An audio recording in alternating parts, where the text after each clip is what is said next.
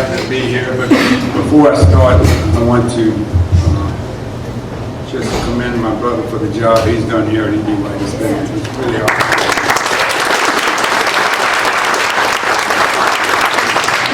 I'm proud of you. I know Mom's proud of you, and Dad would be over the moon. And about the good-looking thing, I'm glad you brought that up, because people say you and I look pretty much alike, and when they come up to me, I just tell them, well, one of us is good-looking, and the other one is Tim. So,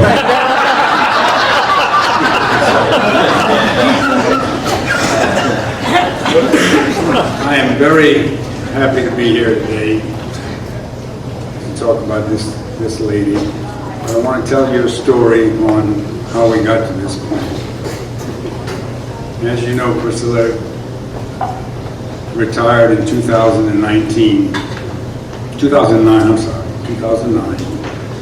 and a few years after that, her husband came to me at one of our family functions and said, how do I go about getting Priscilla into the E.D. White Hall of Fame? She deserves to be in there, and I need to get that done. So I told him what I had done when I nominated my dad 12 years prior to that. And I told him I would try to find out what the process is. So I went online to the E.D. White website. I found the information I needed. I printed it out and gave it to him. Well, shortly after that, John's health started to decline, and he had some issues. And unfortunately, he passed away in 2019. And the last time before he died, when we were all at my house, I think it was for Christmas, he said, I really want to get Priscilla in the Hall of Fame, but I just haven't been able to do it. I said, well, I'm going to take care of that. Don't worry about it. So here we are, and I'm very happy that she was elected to be in here. Now at John's funeral in 2019, I said, I got to get on this right away because it meant so much to him. So in 2020, COVID hit, and we went without the Hall of Fame for that year. So in 2021, early on, I got all my things together and I submitted the application to the committee. Well, in April, I think it was April or May of that year, my brother called me and said, I got some good news and some bad news for you. I said, okay. He said, good news that Priscilla's in the Hall of Fame. She and brother Patrick have both been elected for the Hall of Fame, but since we only do one per year, we're going to do Brother Pat first, 2021, and then Priscilla will be 2022. So then I said, okay, so what's the bad news? He said, well, the bad news is you can't tell her until next year. So I had to see her at all of our family functions, knowing full well she was in there, but I couldn't tell her until this year when Tim called to give her the good news that she was in. I've known this lady for almost 50 years. When I started dating her sister Janet, she's my sister-in-law, but she's more like a sister to me. She is a very loving and nurturing person, and she's obviously passed on those traits to her daughters, because all three of them are as well. Priscilla married John in 1968 and was married for 51 years until his death. She has three daughters, Laurie, who became a teacher also in Texas, and just recently retired after 30 years of service. Laurie also taught summer color guard camps at LSU for 15 years, and here at E.D. White as well for 10 years. Debbie chose another field, but still in the nurturing field. She chose to become a nurse. She worked as a staff nurse at Thibodeau General for 10 years and has been a supervisor for the State Department of Health since 2007. Lisa began teaching in 2001 and teaches currently at CM Washington Elementary School here in Thibodeau. And she also taught summer camps for the Edie White Color Guard and assisted Laurie in the LSU Color Guard teaching camps. It is clear to see that their mother's influence has given them the same direction in life. And that is contact, nurturing people, and helping people. Priscilla attended Mount Carmel Academy from first grade all the way through 12th grade. Graduated in 1964. She attended a 4-year program at Nichols, but she was able to finish her studies in 3.5 years. She graduated in 1968 and was married that same year. She did student teaching at Thibodeau High in the 67 and 68 school year. She taught English and French there. When her husband was in pharmacy school in Monroe, she taught 1 year at Bastrop High School while John was attending school there. And then they moved back to Thibodeau. In 1970, Brother Paul called her and asked if she would be willing to teach one class of French, as Mr. C.B. Clement was the teacher there and they needed some help for just one class. So from 1970 to 72, she taught one class of French. In 72, she decided to take a break from teaching. She had 2 young daughters. She was building a home in 1973. So she took a 2-year sabbatical from teaching. She returned at Edie White in 1974 and taught from 74 all the way to 2009, 35 years of teaching. She was in classroom number 13, portable building outside the Baptist school. Now she knew that French was not a required subject, so she wanted, her goal was to make it enjoyable. So they played games, they sang songs in French, they went to the kitchen to make beignets, they walked to the cemetery to study the French names in the tombs. She even gave each of her students a French name to use while they were in her class. All of this because she wanted them to like it enough to continue once they left school. In 1977 or 78, we're not really sure what year it was, her French 2 class was scheduled to be canceled because there were only 12 people that had signed up for it. And she did not want those students to miss out on another year of French. So she went to Brother Xavier and offered to teach the class for half her salary. Now when you think about it, at that time she had 2 young children. Lisa was on the way. She had just built a house. So her financial position was not in a place where you would want to be working for half your salary. But she did that because of who she is, and she cared about those students and didn't want to let those students down. In my letter to the Hall of Fame committee, I stated that gesture in and of itself, in my opinion, was enough to warrant a place in the Hall of Fame. That's pretty remarkable. Shortly after that, LSU required foreign language to get into LSU, so then we never had a problem with the lack of students. In fact, she was teaching 5 classes a year all the way through 35 years. But her career was much more than teaching. But before we get to this, I have to insert a story here. And I just got her permission to do it. Mr. Phillips is aware of this.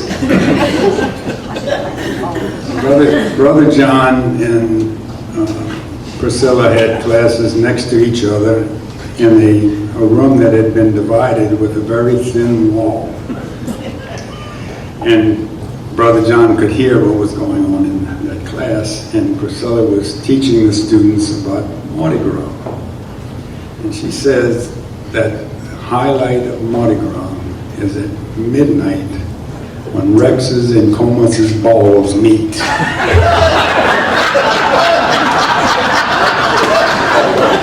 And Brother John said that the eruption that came out of that class, and then she realized what she had done. I had to ask permission to tell that story. I couldn't resist. That's too good. So outside of class, she was a band booster, concession committee chairperson. She also sewed flags for the auxiliary. Winter Guard, when they started Winter Guard, she was volunteering to driving where they had to go, and she tells a story about driving back from Mississippi and late at night, but she was happy to do that.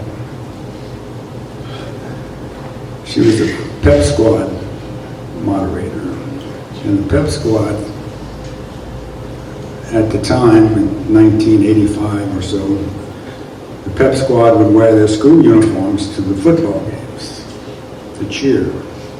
Well, here comes Debbie, and Debbie says, I'm not joining the pep squad if I have to wear my school uniform to do it.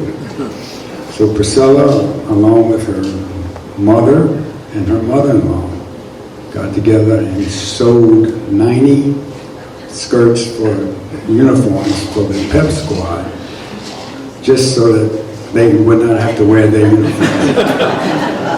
So I don't know if the pep squad realizes what they owe Debbie that gratitude. She was also, when Edie White used to have the family festival every year, she was in charge of getting prizes for the games. And she tells the story of how she and her mom drove to New Orleans to the Oriental Trading Company to pick up the prizes. Well, they took the Edie White van, which she called Raggedy, and she said when they got on the Huey Long Bridge, she got right in the middle, and she didn't care who was behind her, right in the middle, going and coming back. And on the way back, the engine started smoking. So she was able to get off the road when she got out of there, and someone finally assisted her, and I think it was a radiator or something. They were able to get her back on her way. But you know, that was long before the dash cams, but how I would love to see the video of that going over the Huey P. Long Bridge this with people behind it. In a recent podcast she did with Tim, which is very good. If you haven't heard it, you should go check it out. They were discussing the changes that she has seen in education and society in general. And we all know the problems that the education system has. But imagine how quickly we could fix that if every really good teacher produced 2 more good teachers, as she has. It wouldn't take long to fix that at all. So I wanted to put into perspective the number of people that Priscilla has touched while here at Edie White. And it's hard to understand because most of us have jobs that we see basically the same people over and over again, but she was seeing people, different people every year, year after year. So she was here for 35 years, and with an average of 125 to 150 students per year. If you average it out to 130, it comes out to 4,550 people that she taught.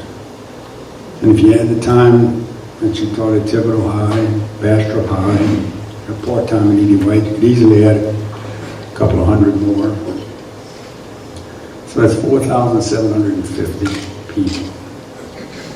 So I'm trying to think of a way to put that in perspective. It's still difficult to visualize. So I thought, suppose we could get all of those people together and have them walk across this stage as I call out their name. And if I did one every 10 seconds, it would take 13 hours and 12 minutes to go through that. Now that gives you an idea of how many people we're talking about. Then if you add the number of people that Laurie has taught, and Debbie has treated, and patients, and Lisa has taught, you know, we're talking about 20,000 people that have been directly or indirectly impacted by this lady, and how lucky they are. At the end of that podcast, Tim asked Priscilla, what are 2 words that you would want people to remember you by? She thought for a moment, and she said, friend and love. And then she went on to say, love of God, love of family, love of friends, love of colleagues, love of students, and love of life. So, friend and love. I think I will end on those 2 words because she's been a great friend and I do love her. So at this point, I would like to introduce to you the 69th inductee into the Edie White Hall of Fame, Miss Priscilla Naquin Battaglia.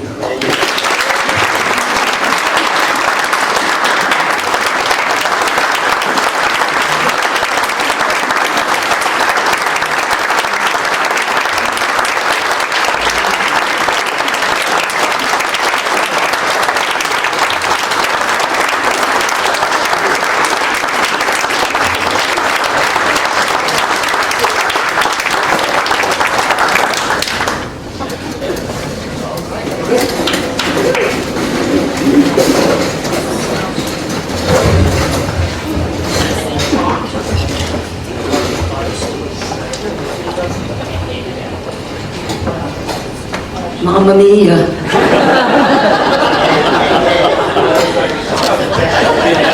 Well, it's not cringe. That's my thought. I'd catch you off guard. My grandchildren know. Our family knows when something is overwhelming, unbelievable, awesome, amazing. I can't think of the word. Mamma mia.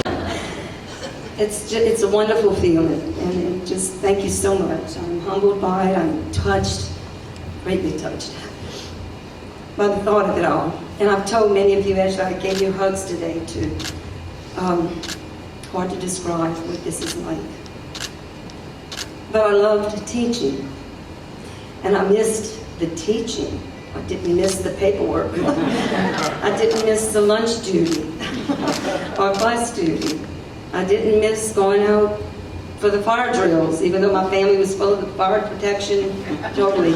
Myra, I'm just going to point out one story you remember when she was principal, and it was 2009, and I asked her, I said, why do we have to have a fire drill every month this year, my last year? And I'm walking with my cane. I said, by the time I get to the fence, the bell rings and everybody's coming back in, and I'm still outside. So, when she told me it was coming up one day, I said, good, I'm going out. It's right before at the end of my free period. I'll be out in the field by then. I was about to walk out into the backyard when the librarian came, because I had told her about my plan. And she said, Pris, it was canceled. Please don't go. We cared about each other. We thought about each other.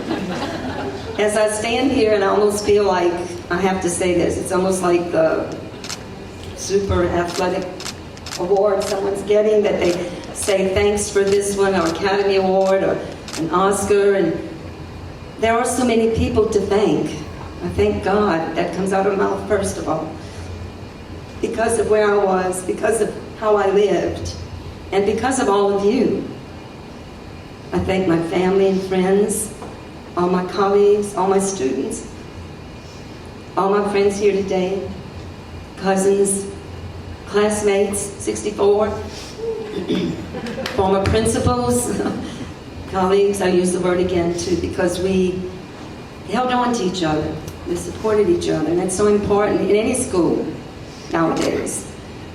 And because we have so much technology, when Tim asked me how things change, I kind of laughed when he asked that. I thought, okay, 4 decades, let me think back. The first time teaching here, we had hand-filled out report cards, and they were multicolored. Seniors had a blue one, sophomores had a red one, I don't know. And I had a class that was an elective. I had a multicolored handful of cards.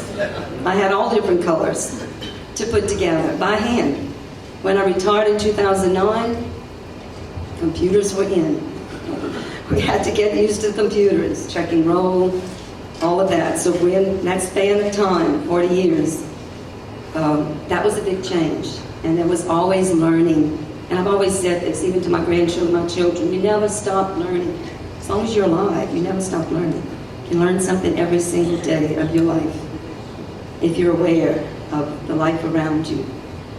As I remember back, I have to say this, and I told Kathleen Broby I would, we had so much joy together. We laughed, we cried together. Faculty, you laughed at my foot in mouth, as my brother-in-law Gibbs mentioned about the Mardi Gras festival. Things like that, we built up each other, we understood. Nobody's perfect, you will make mistakes.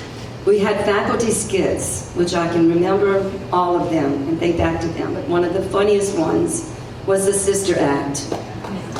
And we were on stage with black robes and half petticoats, a half slip on our heads, the white veil, the black robe, hands crossed like this, and we were singing, "We will follow him."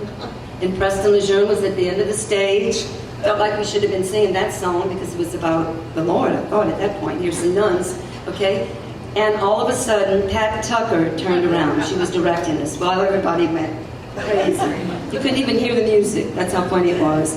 And Kathleen and I, getting ready, looked at each other, and we laughed so hard, we cried. We couldn't even sing. It was so funny. Things like that. We helped each other get through part of being here. But when I look at the buildings and realize that the students ate lunch on the floor, there was no lunchroom when I first started teaching here. They brought their lunch, and or they may have paid for lunch to go to St. Joseph cafeteria, but that wasn't very many that did. They sat on the floor and ate their lunch. And then this beautiful facility being built. So through that time, I experienced all of that. Our lunch duty then was walking in the halls.